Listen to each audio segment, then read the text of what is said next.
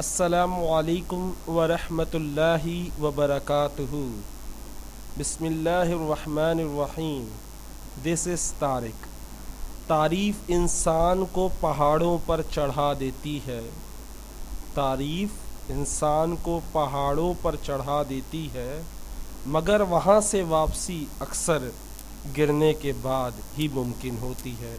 مگر وہاں سے واپسی اکثر گرنے کے بعد ہی ممکن ہوتی ہے۔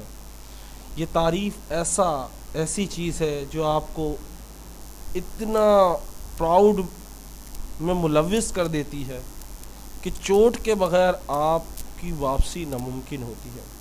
جب تک چوٹ نہیں لگتی، جب تک معلوم ہی نہیں ہوتا کہ تعریفیں بھی جھوٹی تھیں، لوگ بھی جھوٹے تھے، اور چڑھانے